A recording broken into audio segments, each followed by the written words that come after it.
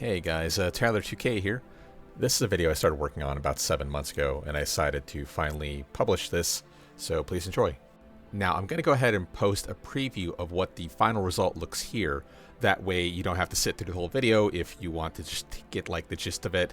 But overall, we're going to go ahead and talk about design philosophy, at least in my end, of the rank system, how to go forward, possible things that can be added to spice up the rank system, e.g. the seasonal system, as well as things that I theory crafted and ran into, and ways we were actually able to mitigate those problems to make a more balanced and honestly better system. Once again, I'm going to go ahead and start from the very bare minimum information regarding the rank system. If you are perfectly familiar with how the ranks work and the ranking structure overall, go ahead and skip to this scene or this time that's on the screen. Otherwise, go ahead and stick around and I'll talk about how the ranks work currently and go from there. So currently in Tekken 7, there are 36 ranks ranging from 1st Dan to quote-unquote 100 Dan, Tekken God Prime, which is the top of the top. Previously to Season 3, there was a 9th queue through 1st queue, where even if you were losing, you were still essentially ranking up, giving beginners a sense of accomplishment. But ever since Season 3 had started, they had overhauled the ranking system somewhat to make it such that 1st Dan is the actual beginner stage, but at the same time lowering the amount of games necessary to actually go up the ranks.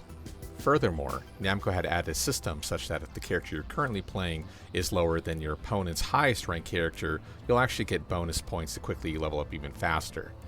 What that means is every character in every rank will naturally gravitate towards Fujin, and once you get towards Fujin, that's where the real ranks actually begin, and point swings are linear instead of naturally boosted.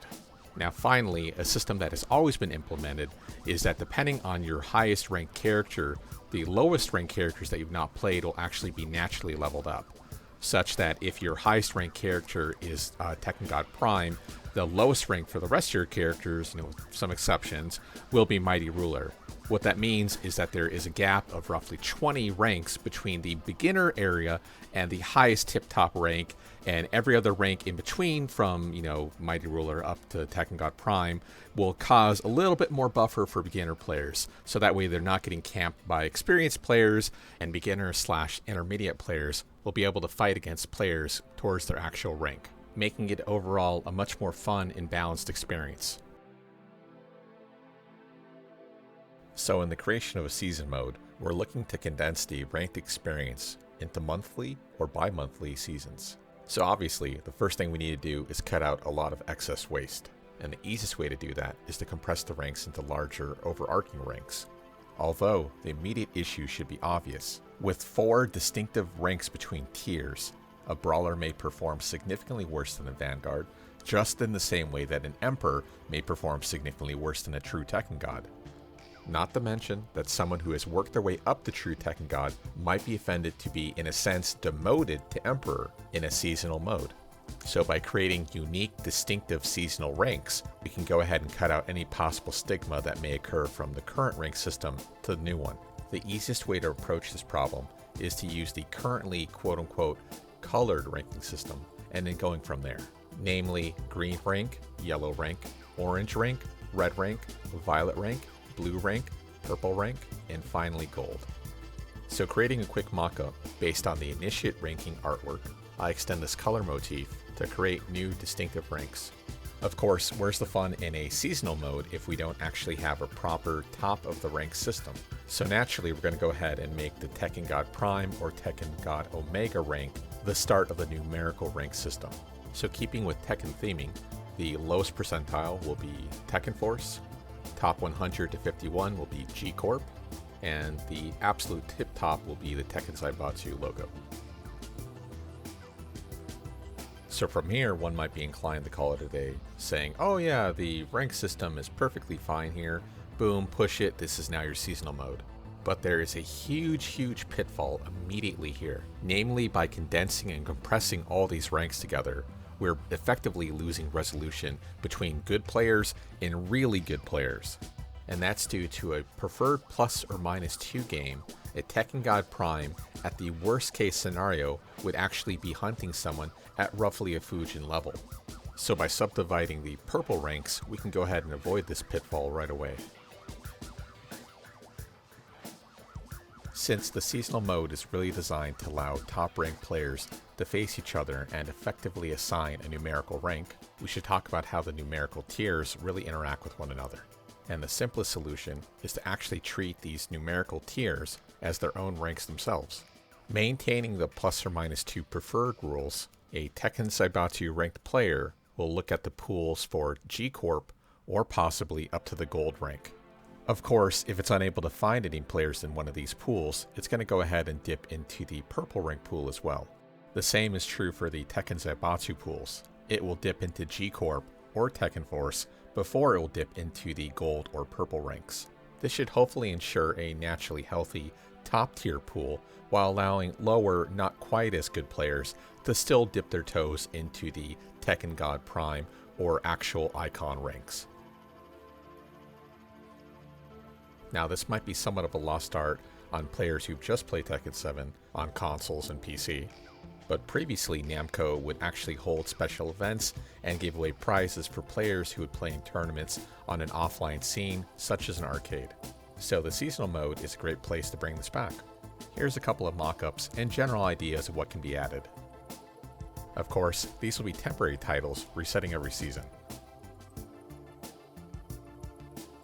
Now that we've whittled down the ranked experience, we can start to theorycraft the seasonal mode and perfect the design philosophy. First and foremost, there will be no more ±3, it'll be at the bare minimum ±2, with the option to select ±1 only. By limiting the ±2 max, this will create very distinctive zones that we're going to go ahead and exploit. Starting with the beginner tier, first stands at their maximum will only be able to fight against brawlers, and brawlers at their maximum will only be able to fight against vanquishers. So similar to how original Q ranks were actually held up, we can make it such that the brawler rank will be the lowest rank once someone is leveled up at least to that point.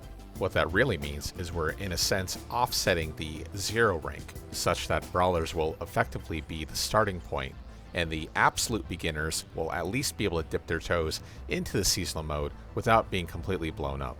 With a point of no return right before brawler and a +2 maximum, all the lower ranks will naturally gravitate towards vanquisher, creating a natural point of resistance. At the same time, this should create a natural engine where intermediate players should be bouncing between warrior and genbu, with more experienced players breaking the natural gravity, getting to mighty ruler and above. Speaking of mighty ruler, this is a perfect place to implement an actual point of resistance. Like with the standard ranked mode, we can go ahead and have Fujin require more points to actually rank up. For instance, with Fujin and above, it can require 5 wins to rank up instead of 4. This requirement carries all the way down to TGP, because keep in mind, we're not trying to keep people from getting the top ranks, that's actually the end goal.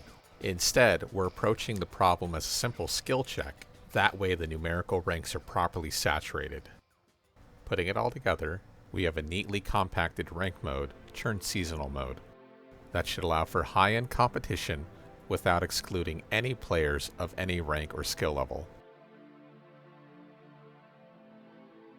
At the end screen, the ranks will be sliced up to indicate how many wins are necessary to rank up. We can also use older icons to represent the wins instead of slices.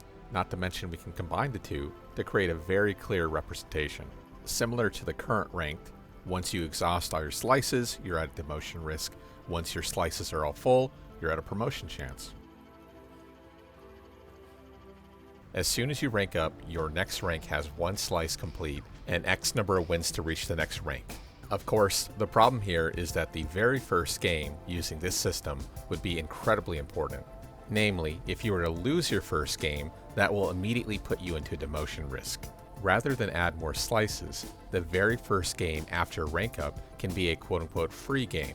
Namely, if you win, you get the slice, but if you lose, you don't lose anything at all. This will add some natural inflation, but keep in mind we're trying to get people to the top ranks anyway.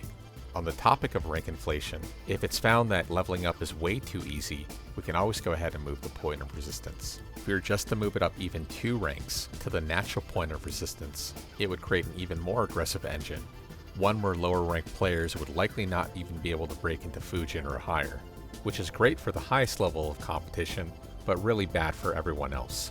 Now, not everything has to be serious business. While I didn't create any unique art, that's not to say that the new ranks cannot have their own artwork.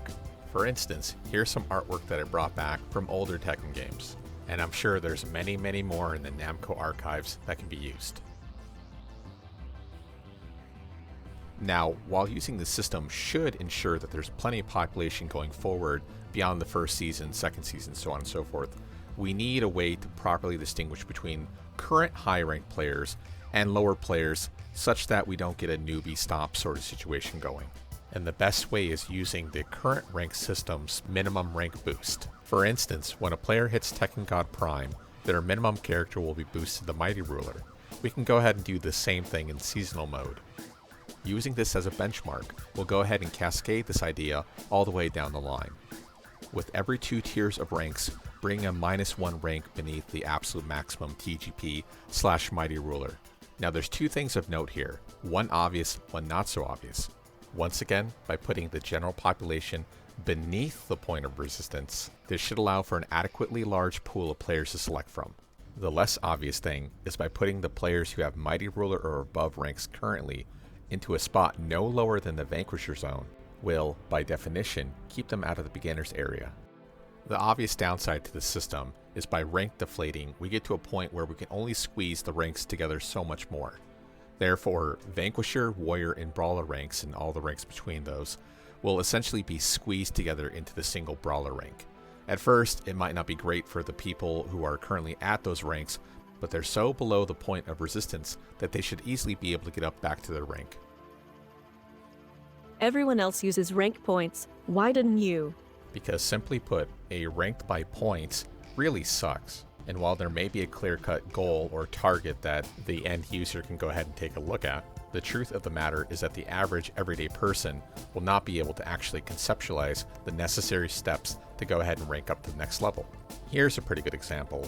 How many times have you seen the rank bar and thought to yourself, oh yeah, I'm just like 1 win away from ranking up? And 3 games later, you're still not in a promotion chance. By normalizing the forward-facing rank system, it's very clear to the end user exactly what's necessary to reach their goal. Doesn't number rank tiers just mean you're increasing the total size? Conceptually, yes. You can look at the final numerical tiers as an extension of the rank itself, but that's also selling short how it's going to work in practice. Keep in mind this extension only really applies when there's a certain amount of numerical ranked players. Secondly, this doesn't actually properly factor in an ELO or hidden matchmaking ranking system for the top ranks. Wait a second. Hidden ELO? Now just to clarify, the hidden ELO ranking will have no bearing whatsoever for like 99% of the population. But the value will be tracked for everyone. That way, once they do reach the numerical ranks, they can immediately be put into a matchmaking system with the best players around. To be the best, you have to prove you're the best, and the season mode is the best way to do it. Rank 1 or bust.